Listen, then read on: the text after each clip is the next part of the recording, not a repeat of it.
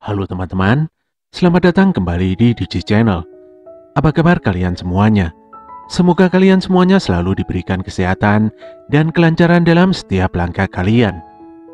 Kali ini kita akan melanjutkan kembali alur cerita Shaman King yang telah kita bahas kemarin, di mana sebelumnya tanpa sengaja Yoh membuat lawan bertandingnya menjadi kesal. Yoh sendiri sangat yakin bahwa dia bersama dengan timnya bisa mengalahkan musuh hanya dalam satu kali serangan saja. Selain itu, Faust telah menunjukkan hasil latihannya yang luar biasa selama ini. Oversoul-nya mengubah Eliza menjadi sosok wanita raksasa bersayap iblis, lengkap dengan banyak senjata khas dunia medis. Faust begitu membanggakan sosok Eliza. Namun melihat wujud Oversoul ini, tim Iceman malah bingung sendiri. Masa iya makhluk secantik itu disandingkan dengan sosok iblis? Sebelum memasuki isi cerita, seperti biasa, buat kalian yang baru saja datang, silahkan untuk subscribe channel ini dan jangan lupa untuk menyalakan notifikasinya, supaya kalian tidak ketinggalan info terupdate dari kami. Baiklah teman-teman, langsung saja, inilah Shaman King episode 23.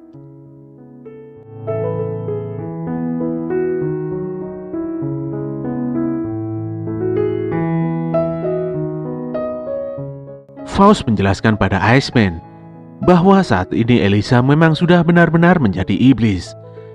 Nama Mephisto memiliki arti Mephistopheles, iblis yang dipanggil oleh leluhurnya yaitu Johann Faust. Faust sendiri saat ini sudah bertahun-tahun mempelajari penelitian ini untuk membangkitkan Eliza.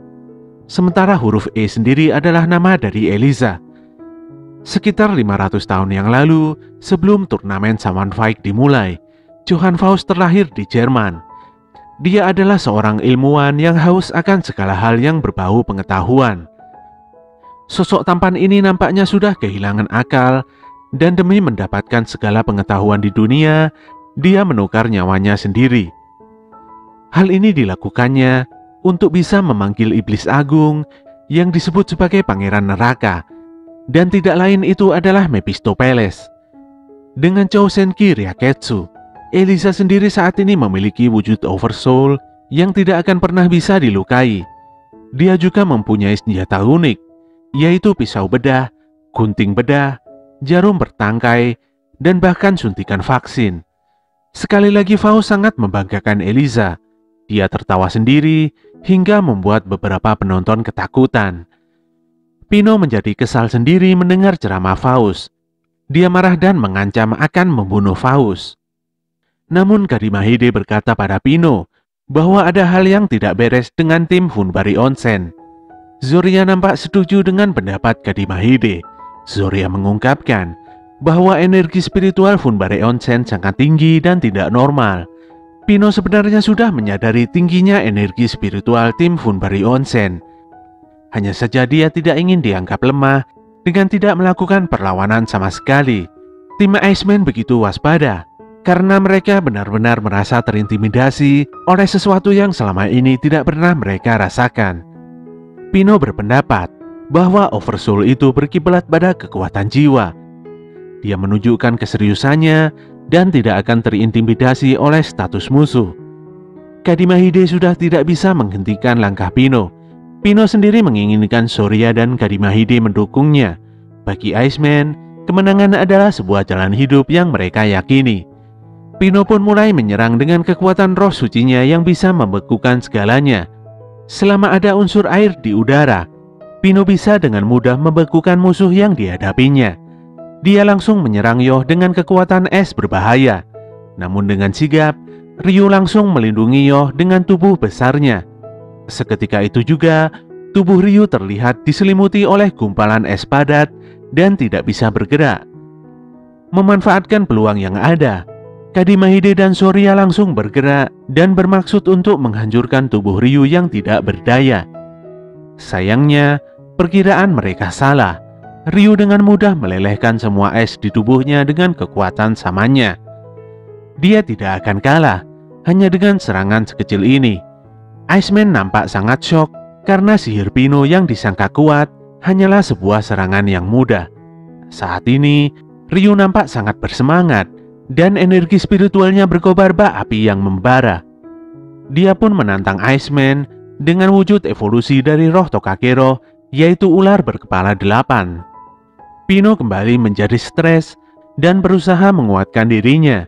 Dia tidak akan kalah hanya dengan melawan para pecundang seperti ini. Saat ini dia pun akan mengerahkan segalanya pada serangan kombinasi bersama dengan Kadima Hide dan Zoria. Ryu pun dengan mudah menangkis serangan ini. Namun dari atas, Zoria menghujaninya dengan air. Dan dengan cepat Pino langsung menguncinya ke dalam balok es yang kembali menyelimuti tubuhnya. Nampaknya serangan kombinasi barusan hanyalah sebuah pengalihan agar Ryu kehilangan pandangan. Pino pun berencana untuk mematahkan leher Ryu. Namun sayang, Ryu masih saja sadar dan dengan mudah menghancurkan kekuatan es milik Pino. Ryu menceramahi Pino karena pada dasarnya tim Iceman lah yang meremehkan Funbari Onsen. Pino pun menjadi kaget bukan main ketika Ryu dengan kuat membantingnya hingga terseret jauh. Saat ini Ryu sangat serius. Dia memastikan serangannya tidak berdampak pada musuh. Karena Yoh sudah bilang kalau mereka akan menang dengan 1 kali serangan. Tentunya hal inilah yang membuat Ryu tidak bisa sembarangan menyerang Iceman. Bahkan si Faust hingga saat ini masih belum mengeluarkan 1 serangan pun. Baik Ryu dan Faust akan menuruti semua perintah Yoh. Hal ini dikarenakan mereka semua ada di arena ini karena telah diselamatkan oleh Yoh dan mempercayainya. Mereka juga telah bertahan dari segala latihan yang berat hingga pada akhirnya bisa mendapatkan kekuatan ini. Setidaknya Ryu dan Faust bertarung demi membuat Yoh menjadi seorang Shaman King. Ryu sangat yakin bahwa Yoh pasti akan mengubah dunia menjadi nyaman untuk ditempati oleh siapapun dan itu adalah best place-nya. Setelah itu, Ryu kembali membuat geger dengan menunjukkan evolusi Tokagero selanjutnya, yaitu Yamata no Orochi.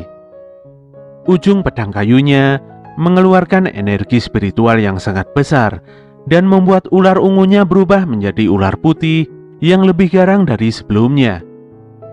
Pino tidak mempercayai pandangannya. Funbari Onsen benar-benar tidak menggertak. Energi spiritualnya sungguh melampaui batas timnya.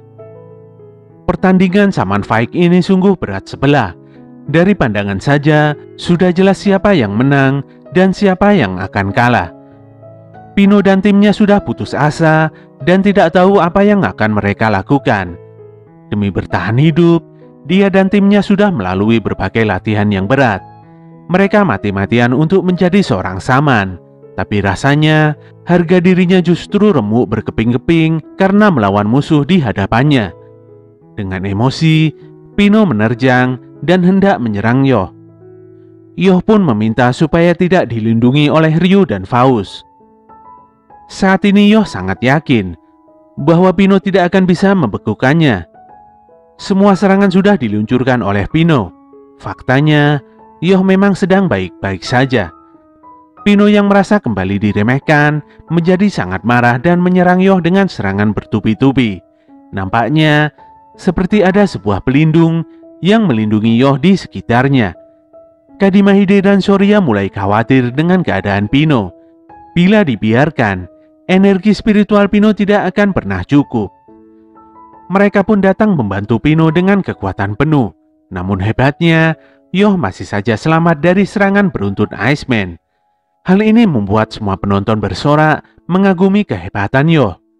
Ana menjelaskan pada semuanya bahwa energi spiritual Yoh memang sangat lembut. Energi ini menangkis semua energi spiritual milik Iceman. Hal ini tidak mudah untuk dilakukan. Bila ada keraguan sedikit pun, maka energinya yang tenang akan berbenturan dengan energi Iceman. Itulah yang membuat Yoh menjadi lebih kuat. Yoh hanya diam saja dan tidak melakukan serangan apapun. Saat itu dia mengeluarkan Spirit of Sword dan mengajak Iceman untuk bertanding ulang. Hal ini membuat Horo-Horo mengerti bahwa sifat Yoh memang seperti itu. Yoh sengaja menjaga perasaan tim Iceman tanpa menyakitinya. Apabila langsung dikalahkan, pasti harga diri Iceman akan hancur lebur dan mereka mungkin akan dendam pada Yoh selamanya. Saat ini kondisi Pino sudah mulai stabil. Dia akan mengerahkan semua energi spiritualnya untuk mengalahkan Yoh demi kepuasan dirinya.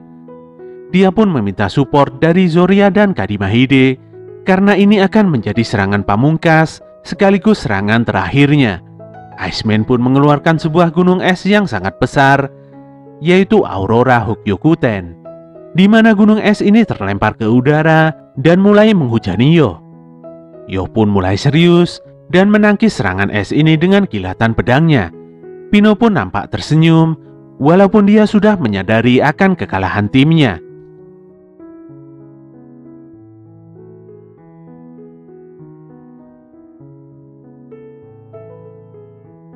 Di luar arena, Ren nampak menyadari kalau Yoh yang dipastikan memenangkan pertandingan malam ini. Dia tidak bisa meremehkan teknik Jousenki Ryaketsu milik Yoh. Tanpa diduga, Hao muncul di hadapannya. Hao yang mengetahui kalau Ren sangat penasaran dengan Jousenji Ryaketsu langsung saja menawarkan rahasia teknik itu karena dia sendirilah yang menciptakan teknik ini 1000 tahun yang lalu. Sebenarnya Ren berniat pergi, namun dia sedikit penasaran. Hanya saja Ren tidak mau ambil pusing. Dalam menghadapi rintangan apapun, dia hanya perlu menghadapinya saja dengan kekuatannya. Namun Hao terus saja memprovokasi Ren. Hao meyakini kalau Ren saat ini pasti akan kalah dengan teman-teman Yoh yang lainnya. Ren yang sekarang ini berlagak seperti orang yang kuat, padahal dia sebenarnya lemah. Ren pun menodongkan tombaknya pada Hao. Dia tidak ingin berbasa-basi dan meminta Hao untuk mengutarakan maksudnya. Dengan tenang, Hao meminta Ren untuk menjadi aliansinya. Hao berjanji akan membuka semua rahasia teknik Jousenji Ryaketsu dan segala hal tentang dirinya pada Ren. Hao pun kembali memprovokasi Ren. Bila Ren tidak melakukan apapun, maka dia tidak akan bisa mengejar ketertinggalannya dari Yoh. Ren pun langsung terpancing dan menyerang Hao. Namun tentu saja, serangan Ren dengan mudah dihentikan oleh Hao. Hao sendiri sudah menduga kalau jawaban Ren pasti akan seperti ini. Dia pun berlalu pergi dan memastikan bahwa suatu hari nanti, Ren pasti akan bergabung dengannya. Saat itu, tombak milik Ren langsung remuk berkeping-keping. Nampaknya Oversoul milik Hao tersembunyi di dalam mantelnya dengan sebuah perantara yang tidak kasat mata. Ren benar-benar sangat kesal dan langsung membanting gagang tombaknya. Dia marah sekaligus sangat ketakutan menghadapi energi spiritual milik Hao yang begitu besar. Sementara itu di restoran, Pino dan teman-temannya berpamitan pada Horo-Horo untuk segera kembali ke kampung halamannya. Summon Fight untuk Pino memang sudah berakhir. Namun anehnya, Zoria dan Kadimahide justru terlihat sangat lega sekarang. Mereka sangat bersyukur bisa bertemu dengan Yoh dan mereka juga yakin bisa menyerahkan semua cita-cita dan harapan pada Yoh. Di sisi lain, Yoh yang sedari tadi ditunggu teman-temannya di restoran malah nampak sedang berada di bibir pantai untuk menemui Lizard.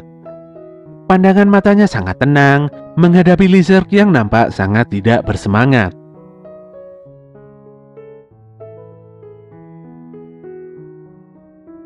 Oke teman-teman, itulah akhir dari cerita Shaman King episode 23. Semoga kalian semuanya suka dan tidak bosan untuk terus mengikuti ceritanya. Kritik dan saran kalian akan selalu kami tunggu demi kebaikan channel ini. Bantu kami untuk terus mengembangkan channel ini dengan klik tombol like, komen, dan subscribe.